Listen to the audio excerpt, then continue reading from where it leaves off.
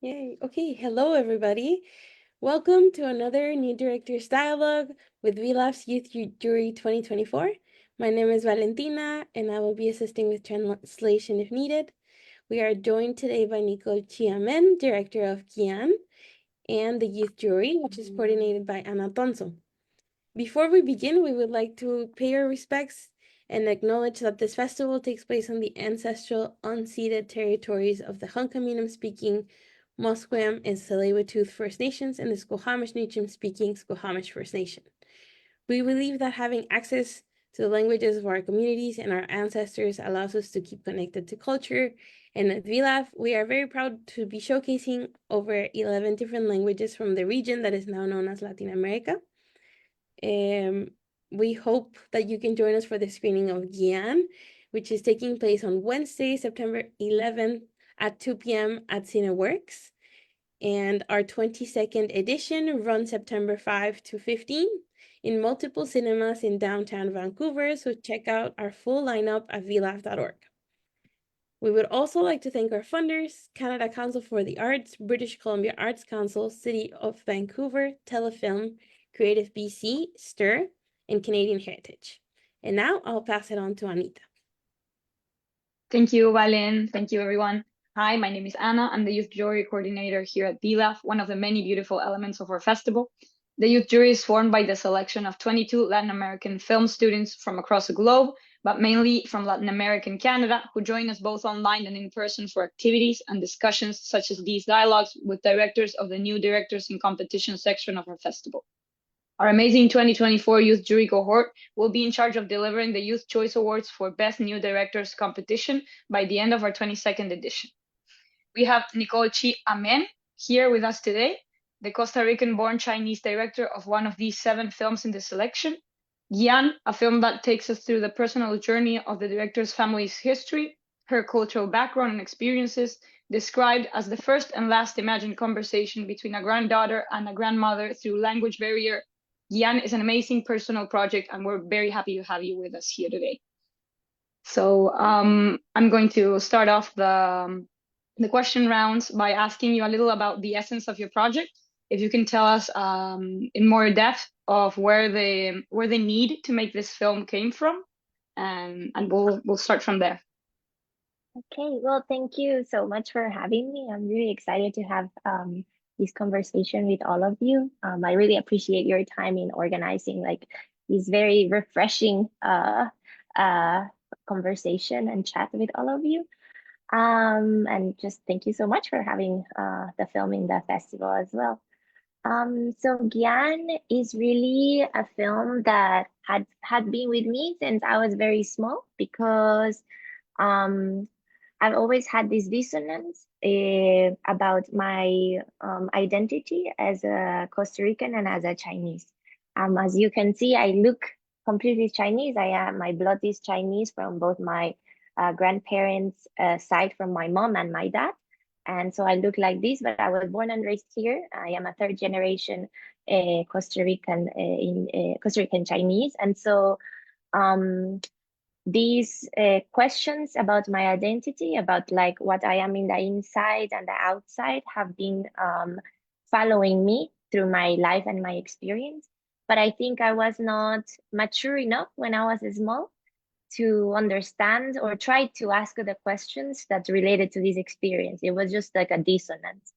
And so as I grow and have more experiences outside the protection of like my family bubble, I become more aware of a world where there is difference. And so this becomes accentuated more in when I go to a different high school, and then when I am in college, I start asking these questions. And so, but really the thing that detonates the film, the actual filming of it, really is the passing away of my maternal grandmother. She is a person that was very close to me, even though we couldn't speak the same language. She spoke a dialect of the Cantonese, and I only spoke Spanish. Although she lived all her life in Costa Rica, almost all her life, and so it really is the journey of trying to understand more is propelled by this and my desire in a way to not allow any more time pass, and to not allow the opportunity to connect with her pass any longer, even though she is not alive anymore. And that is why I use imagination, and I use I use film to be able to connect with her in a way. Thank you for that, Nicole. We're going to start off with the round of questions from our youth jury now. First up is Nuria. Hi, Nicole. So nice to meet you. Thank you for being here, for taking the time to talk with us. My question, I guess, is kind of oriented to a thing that I love about nonfiction films, is that sometimes when you're filming other people in this kind of context, you're always sort of open to the unexpected.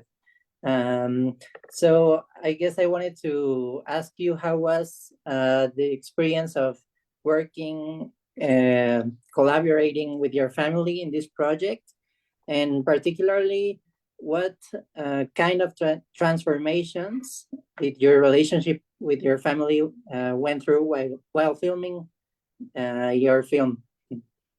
Thank you for your question. It's really crazy, right? Making a documentary and any film, really, because when we make films, it's we're always working with human beings, and human beings are very surprising, right?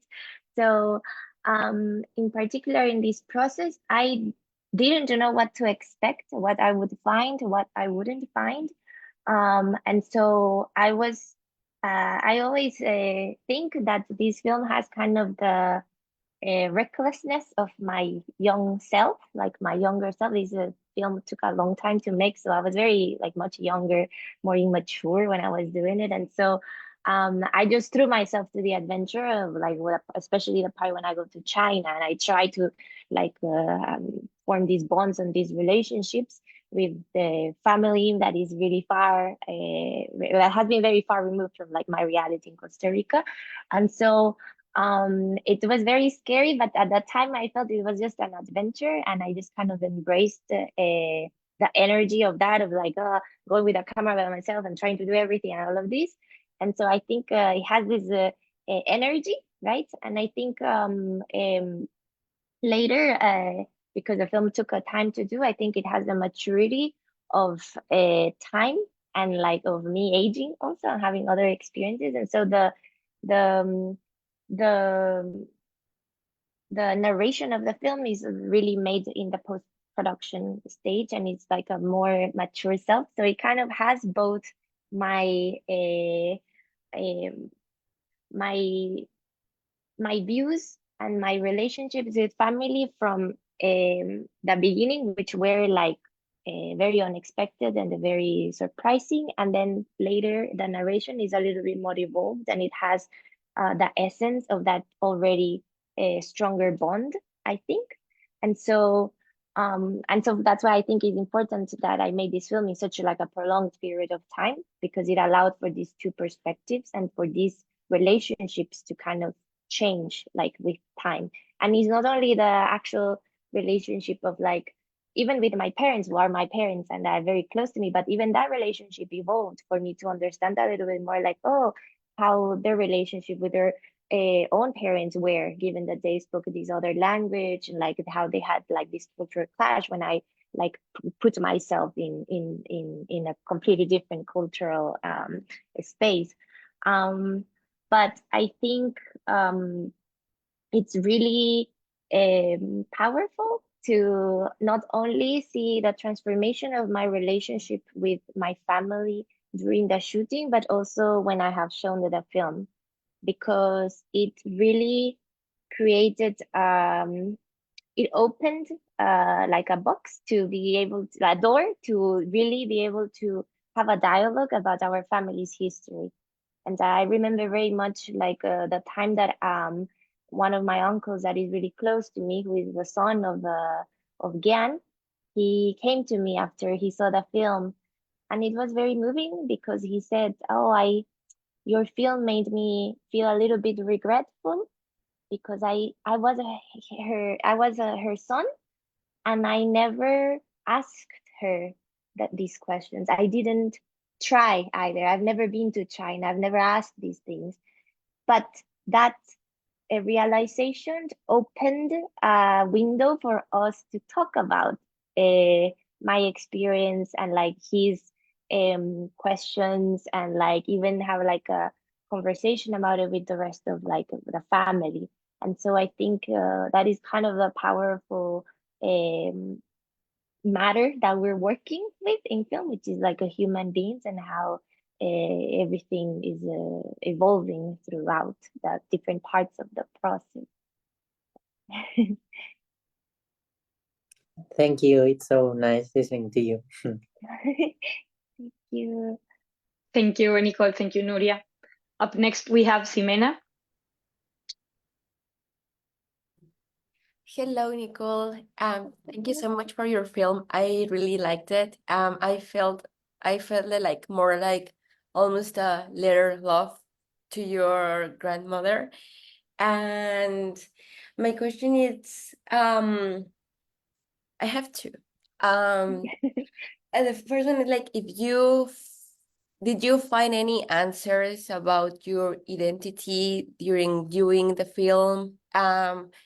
And the other one, it's more about what you were talking about, the perspective from your family. Like, what were the comments? Yeah, just to talk a little bit more about that. Mhm. So, I mean, I think the question of identity is a very complex, right? But I think like one of the things that I take away from the process of making the movie is really how I felt empowered by the process of making it. I think I was very much in the like the periphery, like not really centered, but in the periphery of the community, because I really didn't feel like one or the other. Even in Costa Rica, I felt like I didn't feel I belonged.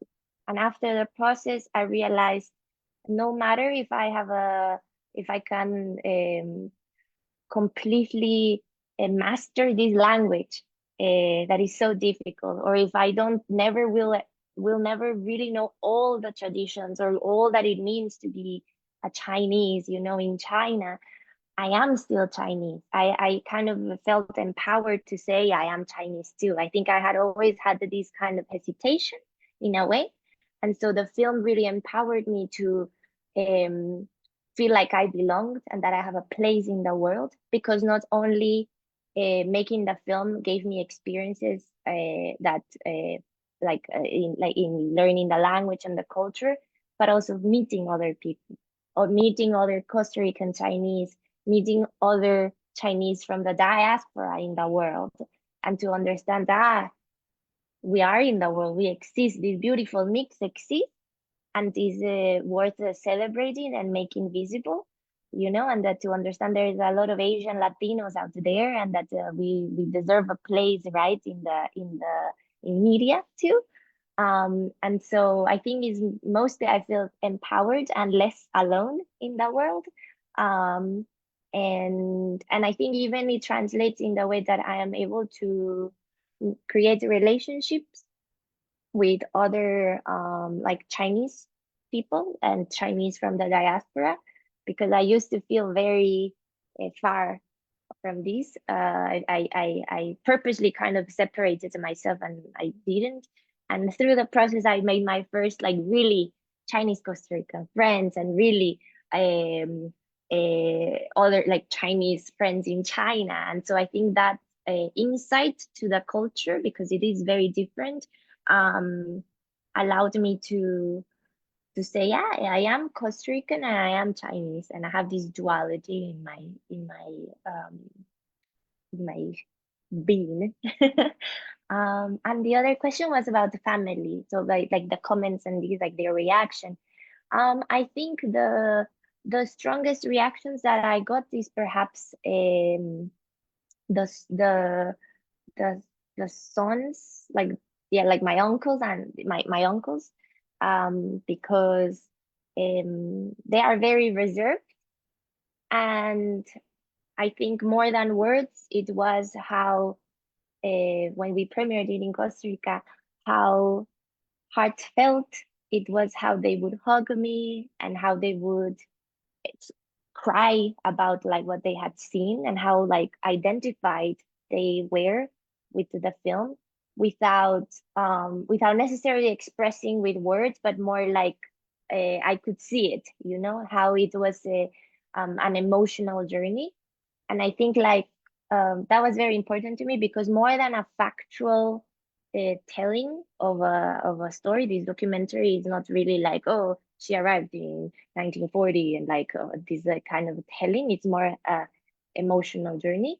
I really wanted them to understand like what it is to be third generation, but also what is the connection between our generations, right? The different generations, and how like, in my family already there's a fourth and a fifth generation, and they are children at this point. So I feel very excited that later in life they can see the film, and like I wonder what their reaction might be actually. But I think in general the comments were have been like of love and of tenderness in my family. I think particularly my mother was very moved by the portrayal, but also I think they were moved by the fact that it was a film that, although it's nostalgic and it can maybe make someone cry, it is filled with a celebration of like what the family is. And so I think it was a positive reaction from my family. Yeah, Nice. Thank you so much. thank you. Thank you, Nicole. Okay, up next we have Nicolas Fianten. Hi, Nicole. Thank you so much for your film and being here. Well, I think it's a very beautiful film.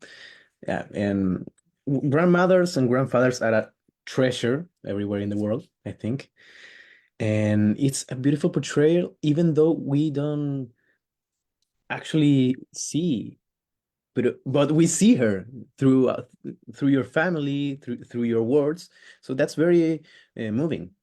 And my question is, it's a question that I've got a lot with documentaries, because I feel documentaries had a lot of ways to be made, but it's a personal way, in a way, and a factual way, following a character about a theme. But I think your film is very brave because it's so personal, and as a viewer, I felt that. So my question is, how do you feel that film accompanied you throughout your childhood, teenage years, and now? How do you feel that evolution of your own film in you? Oh, it's really, thank you for your question. And thank you for noting about my grandmother's presence too, because that was like a big part of the process, and like understanding how much of her we would like see with our eyes, like her, and like we only see her like in one sequence, and we see two shots of her basically. And that was, we can talk about it, but it was a whole discussion and a process for me. But I think the film is like a snapshot of a different moments of me. As I said before, it has in the imagery, in the visual style, it is very much my youth and my innocence and my recklessness as a young person, like just like taking a camera and like doing what I could at the moment, and recording everything, because at that time everything seems precious to me, every moment, everything. Um, and the film kind of matures in a different direction with the narration. I think what we hear is my more mature self. It's a more introspective Nicole, and it's like a more um it's a pause. It's like a more paused part of my life. as I grow. So and it's also in that pause is important because I don't think the narration would be the same if I had made the narration as soon as I came back from China. I think having that space allowed me to understand and digest more about the living process that I had. And it also allowed me, in a way, even though it is a very personal film, it allowed me to see what happened as if I was a character in a film. That was very important to me because personal films are difficult because it's you basically, right? And it's your family and it's you.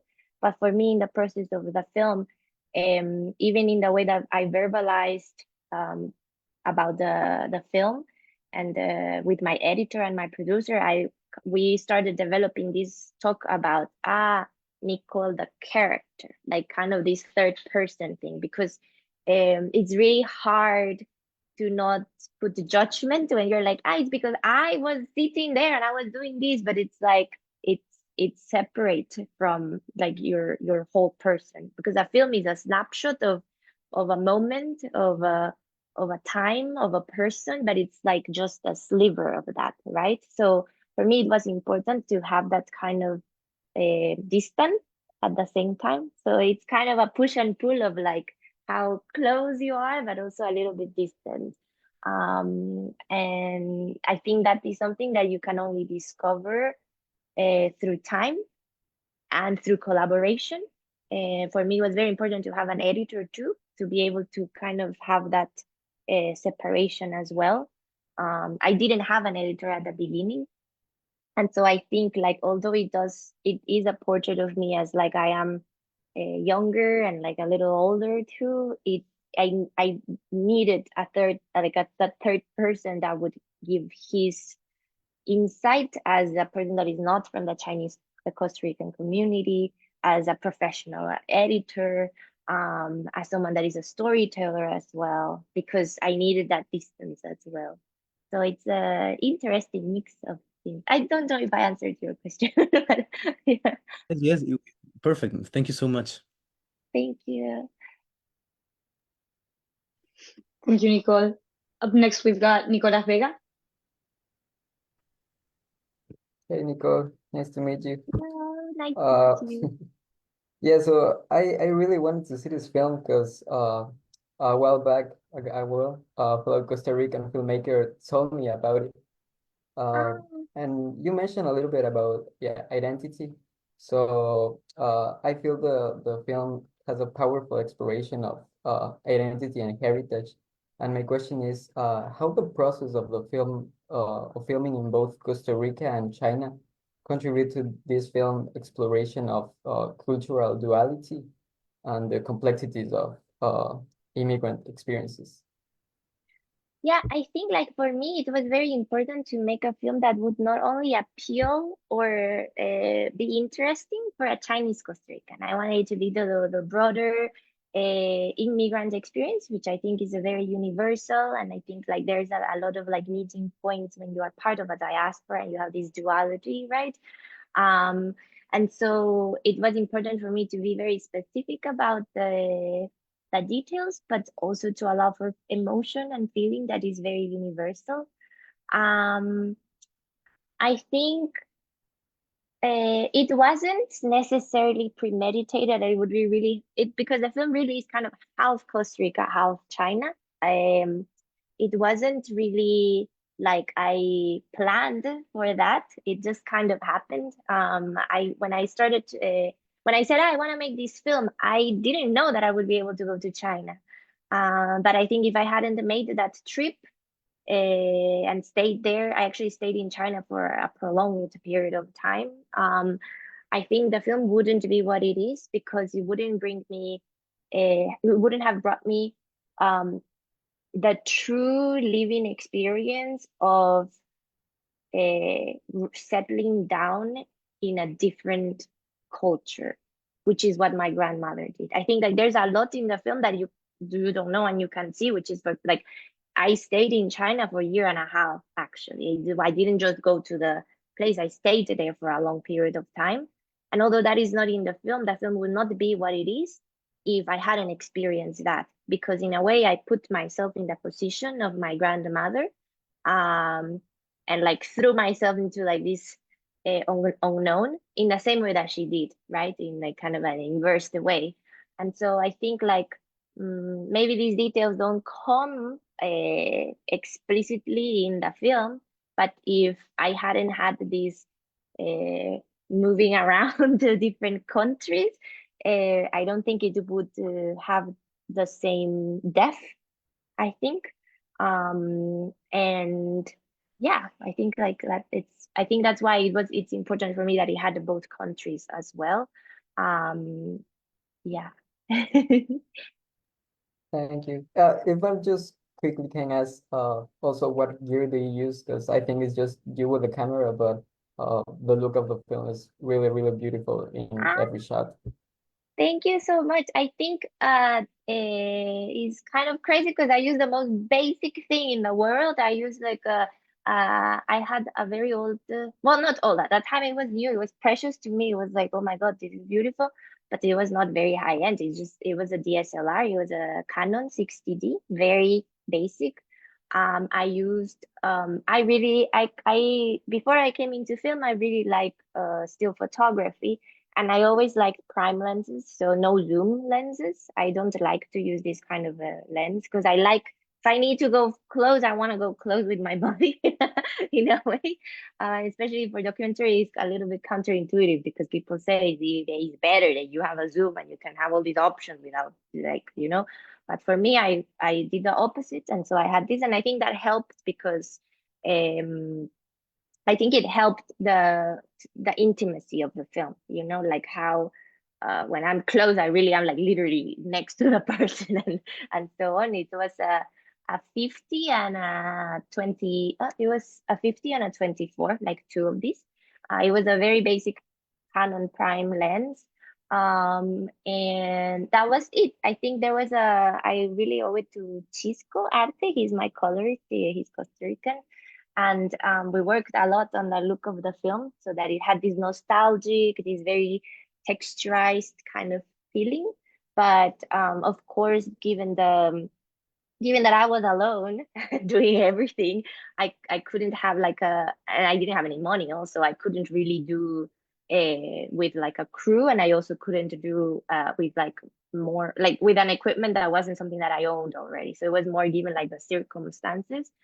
um, so yeah, post-production, it's very important. So Thank you, thank yes, you. for sure. Thank you, Nicole. Thank you, Nicolas. Up next, we've got Carlos. Hi, Nicole. Pleased to meet you. Thanks for your movie. Yeah. It was beautiful. I really, really enjoyed it. Quite a documentary. Your story, everything conveyed. It's amazing. Here's my question. So, through your imagery and your monologues, I can see they are like poetry. It feels like poetry. So, how did you lyrical, almost magical look come about, and what was the process of capturing this film with these ideas of beauty, basically? Because your language is like beautiful. It's like a fairy tale almost. Oh, thank you so much, Carlos. I really appreciate when you say this. I think, well, I was very inspired by at that when was just like I was in college and I was starting this journey with like film. I started watching the work of Naomi Kawase. And she's a Japanese director, and she is now very well known for her like narrative films. But I love her old work. Like the stuff that she did at the beginning is like really powerful to me, and all of her work, early work, has this intimacy, has this um, feeling that you can almost touch the things that are shown, and it's like a texture thing. It's also the how close she is to subject, and I was very inspired by that. So she was a strong reference for me since the beginning, since I was like starting to film. um But then the words of the film and like how the narration came to be, that came much later. I did have like a very uh a very strict kind of thing going on with like a little book that I have that I kept throughout the process. And so I was like keeping notes of how I felt, or like how I would imagine like how my grandmother did certain things, or like, you know, like just kind of this introspection that I would do at certain points. Um, and there are things that didn't get to be in the film, because there is like I even tried to film myself like saying things, but I couldn't do it. I was like, this is not for me. I cannot perform like this. I can't. So it became more of like a voice of narration thing. But I took a lot of notes throughout all the years that I was making the film. I took a lot of notes, and that was like the essence that allowed me to be in the alone in like a little studio room, like writing this. And it, but it really all came together in the edit. I think like it's not like I wrote everything and then I found the sequences to match it.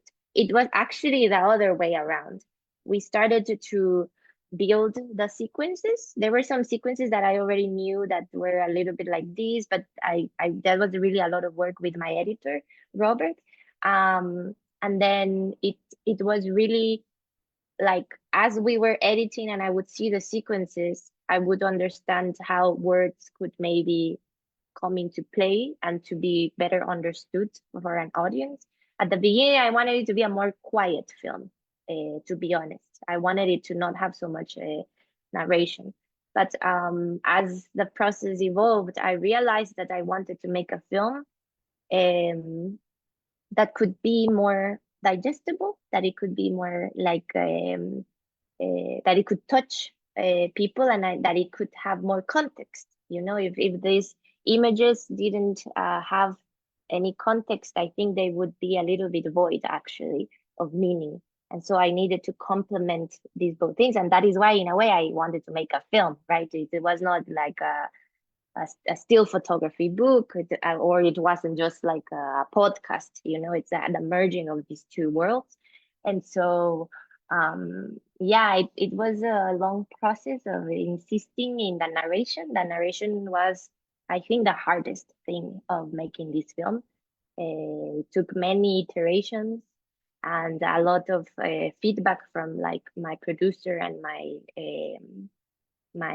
editor and like friends, that I would be like, what do you think about this? And they would be like, that's, I don't understand anything. or oh, this is great, you're going the right direction, you know. So that was very important to me. I don't know if I answered your question. Maybe I can't talk too much about the narration. No, it was perfect. It was perfect. Thank you very much. Thank you for your question. Thank you, Nicole. Thank you, Carlos. Up next, we have Kabil. Hello, hi. First of all, I really appreciated the film. It was very beautiful. It actually made me miss my grandma. So Oh. thank you for that. But yeah, I was gonna ask about language. Like it feels like for me, a big part of the diaspora experience is like seeing how expansive language can be, but also its limits, and how sometimes language is not enough to like kind of navigate what being a diaspora means. So I just wanted to know more about how you felt and how you kind of like see language through this film or documentary. Yeah. So interesting. Language at the beginning was a barrier, and it is kind of constructed as like the big conflict, you know, for me, that I couldn't speak to my grandmother, and that kind of boom detonated everything. But at the end of the process, I kind of realized that there is other language beyond the verbal, right? And if you see in the film, there is like the beauty of a laugh, and the laugh is so universal. It's like, you know, so the film is kind of invested with these moments of connection that go way beyond what we would consider like the verbal language, and like having this common symbols, right? But these symbols are not only the alphabet or the characters in Chinese, but it's like our essence as a human, no? Like I could feel my connection and my relationship, and like how I would try to have conversations with this older woman that was in the town, and she couldn't. She was like my grandmother, basically, just like a younger version, maybe a bit more like a rock and roll with her, like a smoking. But it was basically the same, no? And somehow it was the same dynamic I had with my grandmother. I would laugh with her. I would I would do with my hands. I would like try to communicate in other ways. And so I think the film really says how there is a celebration, yes, of the struggle and the desire to like try to understand that common symbol, but that we end up finding other symbols and other ways to communicate. Like the communication basically in the end is something that you can create beyond language and beyond time, because ultimately in the film I have the conversation with my diseased grandmother, with someone that is in the past in a way. And so it's like to break through that barrier, you know, of the communication and language. Thank you. That's beautiful. Thank you, Nicole. Up next, we have Katia. Hi. Hello. First of all, hi Nicole. I really, really like the film. I think it's really lovely. That's how I would describe it, and like really beautifully done. So I hope I'm not being repetitive, but since there's like a lot of elements happening and that they convey in a really lovely, beautiful way, I would like to know like from your vision, what do you hope for audiences? I mean, in general, but especially those who have like a similar cultural or generational gap in their families or both. What do you hope for them to take away from Nicole's journey in the film?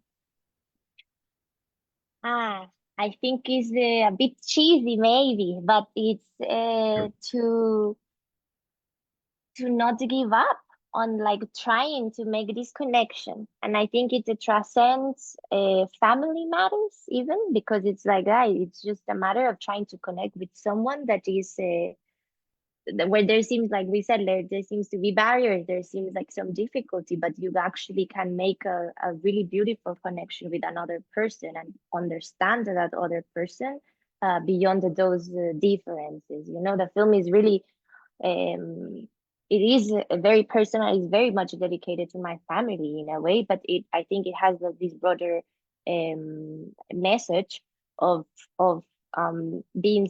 allowing yourself to be sensitive enough to open your mind to other ways of relating to people, you know, and to really try to find a way to understand each other. I think specifically for someone that is third, fourth, fifth, or more generation in a different country of the family, I think I would hope that they feel less alone in the world, as I said before. It's um, I think I would want for them to know that there is a lot of them like this in the world, no matter what culture specifically, but there is a lot of beautiful mixes, and there is no reason to feel ashamed of this. It's if anything is the opposite. You should feel empowered by this beautiful mix, and empowered to feel part of several communities and not to just one. That's beautiful. Thank you so much. Thank you for your question. Thank you, Nicole. Thank you, Katia. Up next, we have Victor. Hi, Nicole. Thank you so much for your film. Thank you for being here with us today. I really liked it. I found it very beautiful. And I'm away from my family right now, and I miss my family after watching it. So that was a the feeling to do, and I like that. And well, I think my question for you is that you told us that it took a very long time for you to gather all the material, and I'd like to ask you about the difficulties that you have during this time. How do you keep yourself motivated Mm, to keep going? Because you said that you stayed a year and a half in China and you didn't speak Chinese, and I was like, okay, I would have maybe I would have given up in the first one. If I yes. was facing some of these challenges. So I would like to ask to you about your motivation to keep going, to keep moving forward, and yeah. It's very important to ask this question as a filmmaker. I think, well, I think the film was like it grew out of the like my own curiosity and my own like personal like my personal drama, and so I think that's why it remained. It was a continuous question I had, and that's why I kept going at it, right? I say it took a lot of years, and it did take a lot of years, but I was not working on this every day of my life. I was like on and off with the project, on and off, especially because we didn't have like funding. But I think in a way, thank God it was like that because it allowed for time to kind of do its thing. Um, I think like the biggest push I had was after, so when I was in China, I was very, I felt like this is the opportunity of a lifetime. I have to film so this is the motivation. I was there for a period of time and I just had to do it. It was really difficult.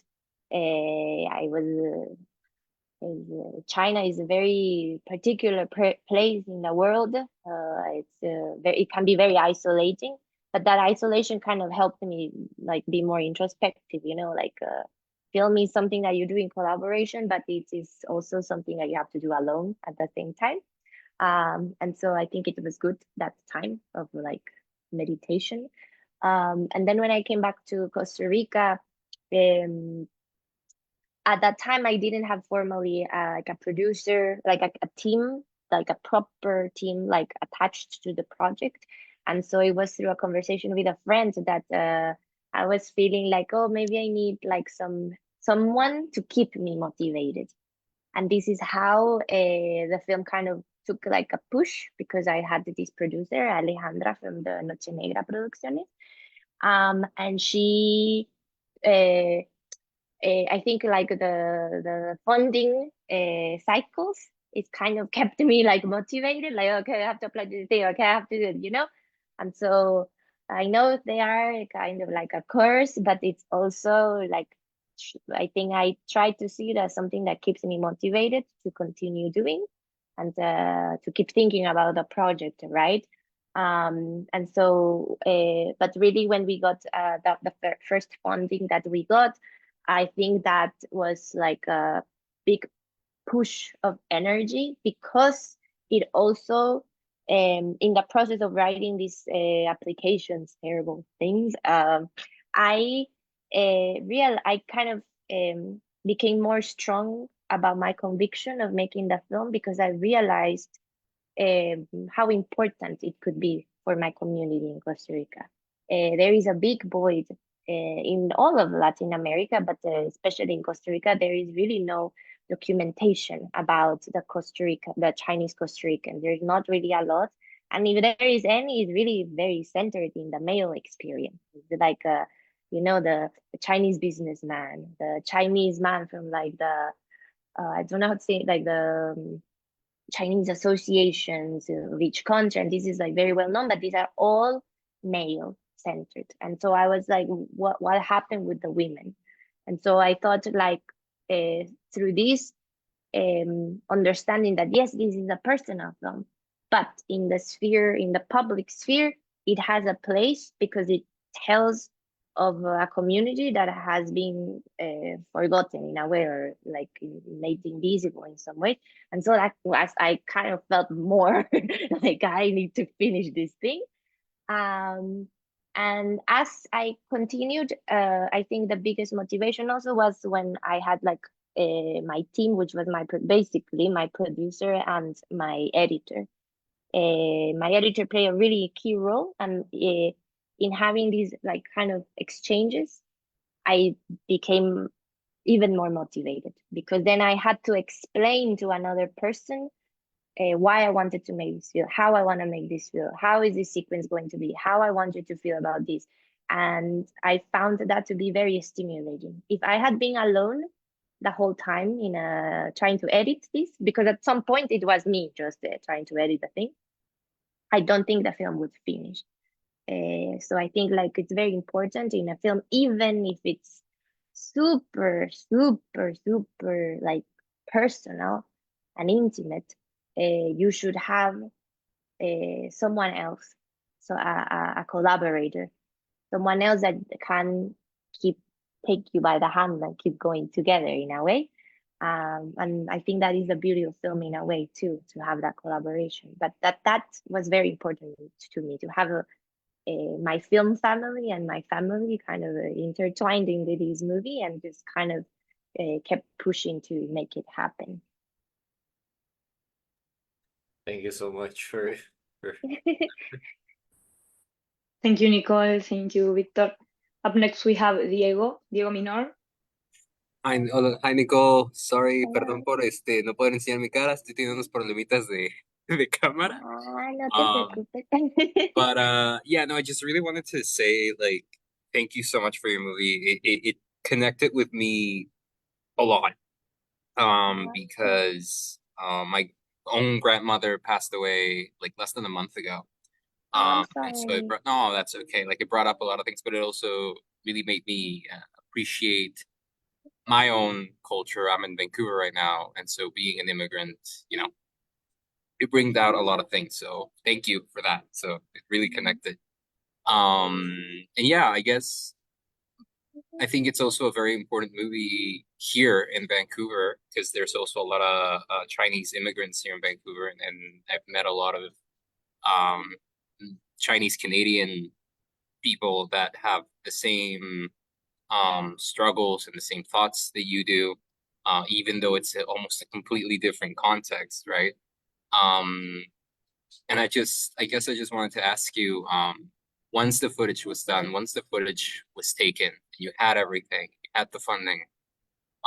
You say that this took quite a lot of time to do. Like, how was that moment for you when you were like, okay, it's time to edit this and to look back at all this footage? How was that experience of re-experiencing things with a different perspective for you? Yeah.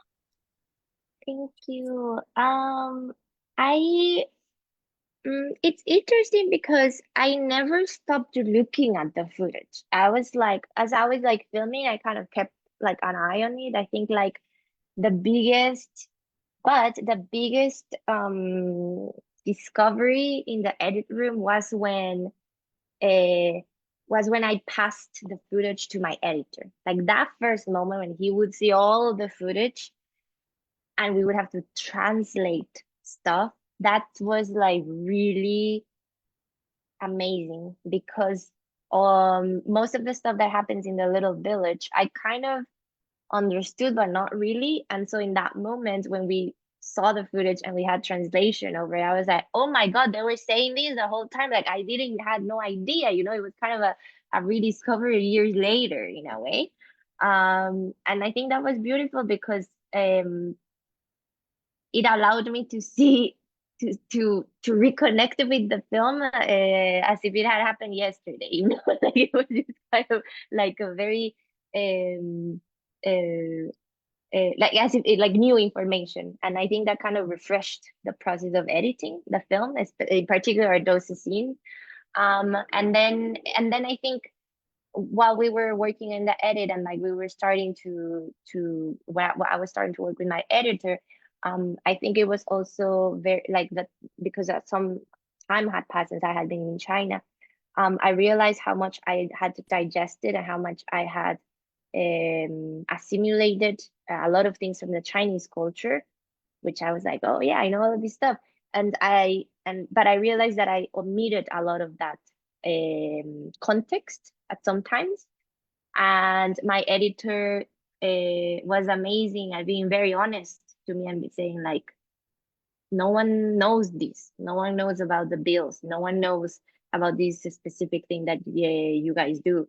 You have to explain it more. And I think like that was very important for the process because it allows for more people to understand the film, not just the Chinese Costa Ricans or not the Chinese diaspora here, and that it can connect with like other audiences, which was like very important to me, even though it's a very personal film. And that is something that could only happen with time. Like in a way, I felt empowered. And I was like, oh yeah, I know this stuff, and but it gave me perspective, I think, to be able to go into the edit with that amount of time in between. And it's definitely when you make a feature, like this is my first feature, so I think you have to choose very well when you see the footage, when you see a cut, when like it's very premeditated. Like I don't think, or at least in my process, I don't think I it seems not good for the process to choose a random way to watch the film or watch a cut or watch a piece of the footage. I think you have to be this is not to make excuses like, oh, I don't want to do it today, but it's more like your mind has to be in a certain place because it's the only time that you will see this for the first time. And that's why I thought it was so important for me that even though I shot this and I saw it happen in front of me, when I saw the things with the translation for the first time, it was like watching for the first time. And I think that was very special. But I think you have to know that that freshness will stop being there because you are repetitively exposed to this footage, right? So that's why time and like giving the space of like, okay, this month we're not gonna edit is important. And sometimes we have to fight for that a little bit. Yeah. Yeah, thank you very much, Nicole.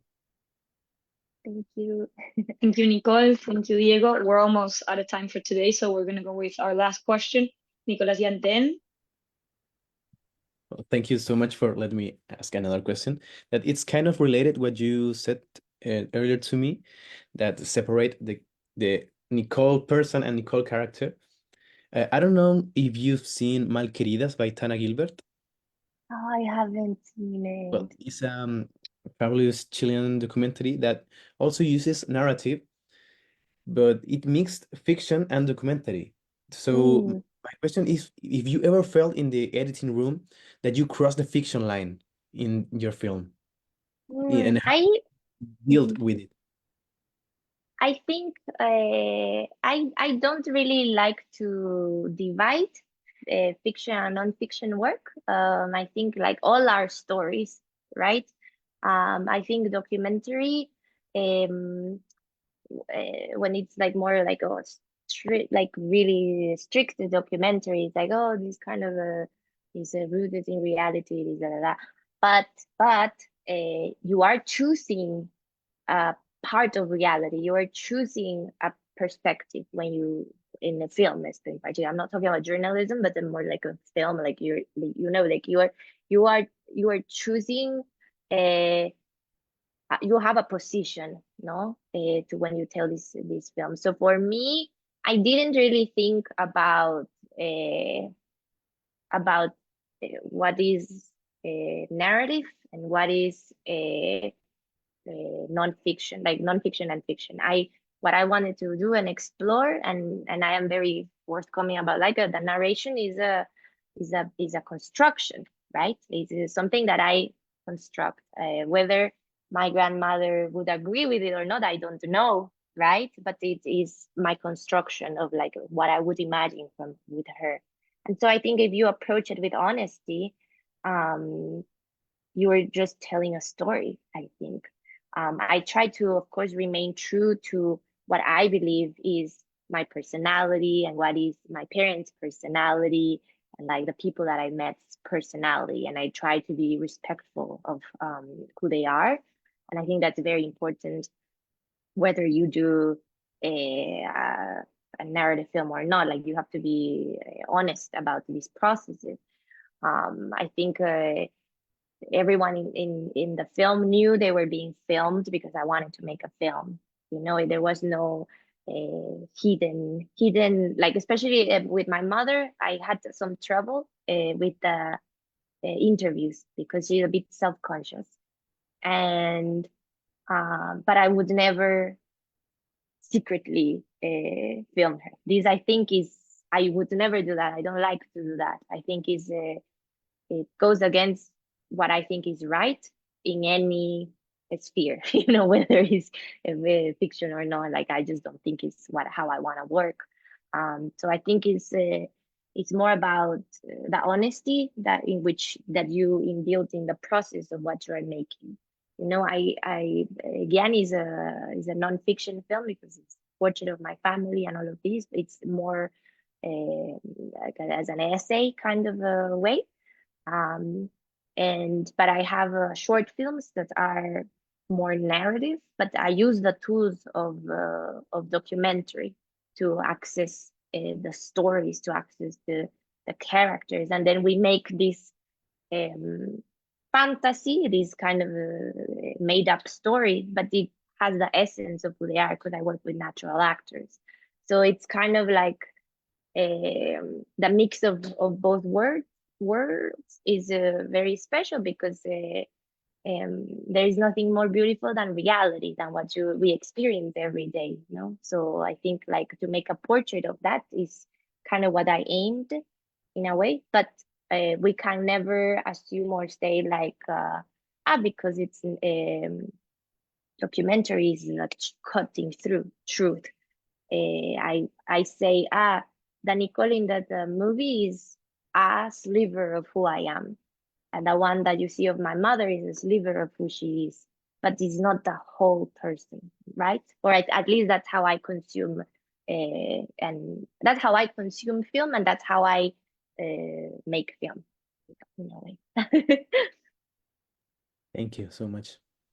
Thank you.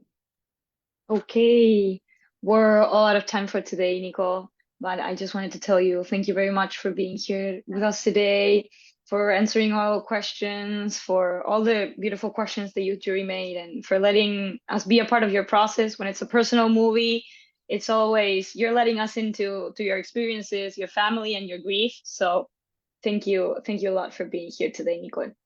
Thank you so much to all of you and your wonderful questions. It was really nice to meet you all, and I hope that I have a website. If you ever have a question, just like shoot me an email. I'm very open to all of that. And I think you're all like aspiring filmmakers, so good luck with your journeys in film, whether it's that leads you. And thank you for this wonderful time. Thank you, Nicole. Thank you so much. I just wanted to remind everybody that if you're here in Vancouver, so-called Vancouver, please join us for the screening of Guian on Wednesday, September 11th at 2 p.m. at Cineworks. Have a good day, everybody.